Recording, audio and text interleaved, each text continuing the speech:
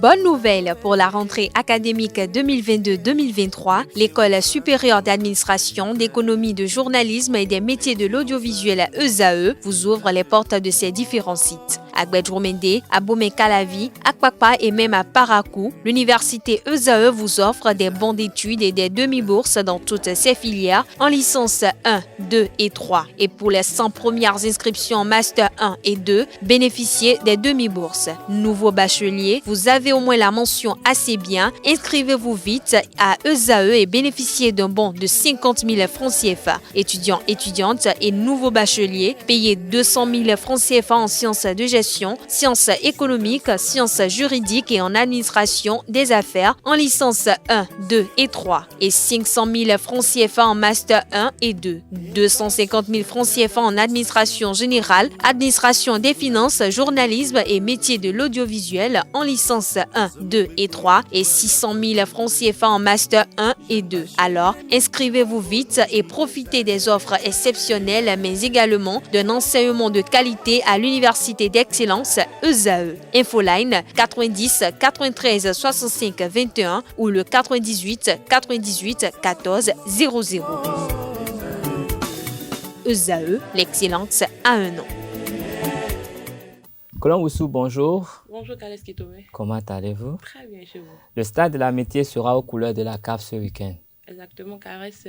Amis sportifs, bonjour Buffle FC du Borgou affronte ce vendredi au stade de l'amitié Général Mathieu Kérékou de Cotonou, le club sierra-léonais de Calon FC au premier tour aller des préliminaires de la Coupe de la Confédération africaine 2022-2023. À quelques heures du match, Aruna Amidou, l'entraîneur des Bovidés de Parakou, a analysé cette rencontre en conférence de presse. Pour le match de demain, les Buffles FC, nous allons compter sur notre force. Voilà. C'est dommage que nous ne sachions rien de cette équipe. Mais dans un cas pareil, c'est vraiment forcer sur ses forces et essayer de remporter cette manche aller-là à domicile. On a travaillé pour ça, ok?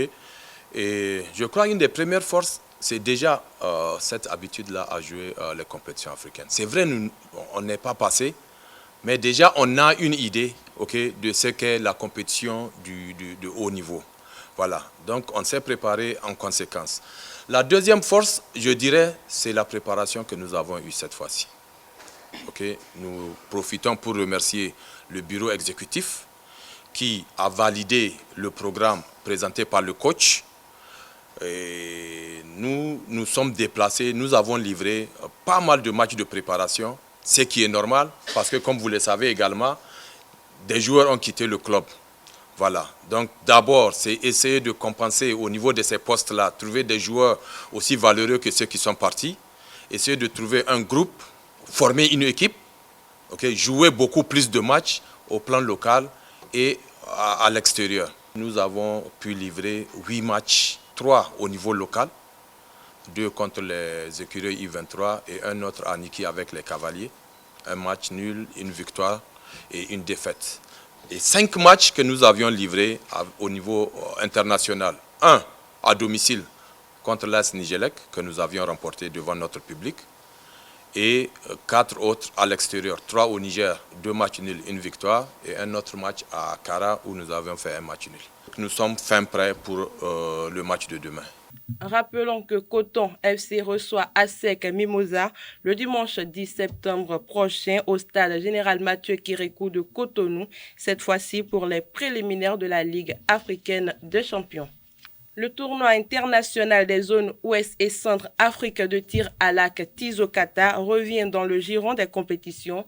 Après 2 années d'arrêt, la 12e édition bat son plein depuis ce mercredi 7 septembre au stade de l'Amitié Général Mathieu Kérékou de Cotonou.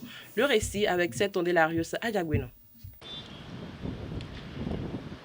Après 2 ans d'hibernation en raison de la pandémie de Covid-19, les archers des zones Ouest et Centre-Afrique retrouvent la compétition avec la 12e édition du Tizokata au stade Général Mathieu Kérékou de Cotonou. C'est une compétition de relance. Nous attendions 8 pays, mais aujourd'hui nous en avons eu 6. Et c'est un honneur pour nous d'avoir eu le Nigeria, le grand voisin, qui a fait une forte délégation et qui est venu quelque part, ça rehausse le niveau de la coopération entre le tir à l'arc béninois et le tir à l'arc du Nigeria.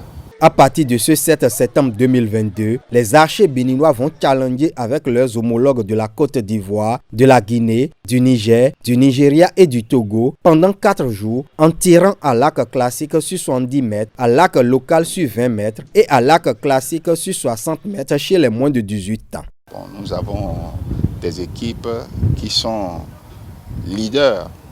Il y a la Côte d'Ivoire et le Tchad qui ont depuis un certain temps tenu la dragée haute dans les compétitions du Tizo Kata parce qu'ils ont la chance d'aller dans les tournois du monde, les championnats, les Jeux de la jeunesse, des Jeux olympiques.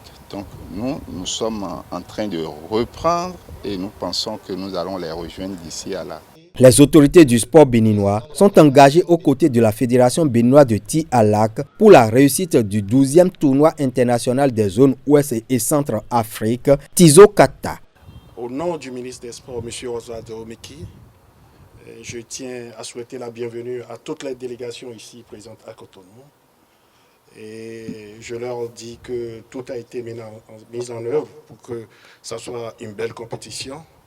Je félicite le comité d'organisation pour le travail qui a été fait pour que cette compétition soit une réalité. Et nous sommes sûrs que la compétition sera très belle. Et les athlètes n'ont qu'à donner le meilleur d'eux-mêmes. Et nous sommes là pour vous soutenir. Nous espérons que vous n'allez pas nous décevoir et que c'est le meilleur qui va gagner. Les participants se réjouissent de la reprise de la compétition. Au-delà de la compétition, du combat qu'on est venu faire, on a vraiment un plaisir fou de pouvoir voir ces personnes qu'on avait l'habitude de voir chaque année. 2 jours avant le démarrage du tournoi, les officiels techniques ont actualisé leurs connaissances lors d'un atelier dirigé par Christine Bou, une experte de la Fédération française de tir à l'arc. Le Bénin s'est engagé à cette 12e édition du Tizo Kata avec 14 archers. Paul Zinsou, président de la Fédération béninoise de tir à l'arc, a affiché les ambitions et est revenu sur la préparation de l'équipe. Nous sommes en train de reprendre le chemin de la performance, donc nous ne pouvons pas blâmer les athlètes béninois parce que la plupart d'entre eux sont jeunes. Nous n'avons que 3 qui sont habitués aux tournois internationaux, qui sont encore là sur les 14. Donc ils auront le temps de faire leur chemin et de prouver au monde qu'ils sont capables d'aller loin. Nous nous sommes préparés, nous avons fait 15 jours de préparation de 14h à 18h au centre de Ruidonou. Nous avons fait 17 jours au centre de formation siège à Kokokogi. Là, c'est de 8h, non de 7h30 plutôt jusqu'à 18h qu'ils ont travaillé. Ils ont fait un pain au niveau du tir à l'arc et puis ils se sont trempés. Donc c'est l'expérience là qui a relevé leur niveau là où ils sont aujourd'hui.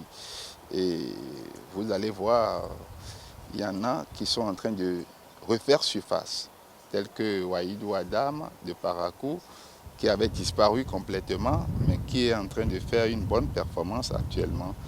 Nous avons des jeunes comme Isaac, et qui sont en train de monter également. Et vous aurez d'autres révélations d'ici la fin de la compétition. Pour finir, la commune de Ouida abrite depuis la 5e édition des internationaux de badminton.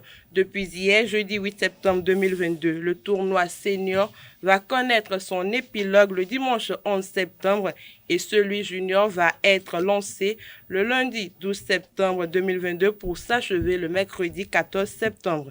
Le Burkina Faso, le Niger, le Nigeria, l'Égypte, la Guinée équatoriale, les Philippines, la Suisse, le Sri Lanka, la Malaisie, la Jordanie et le Bénin sont les 11 pays en liste pour ce challenge dames et hommes.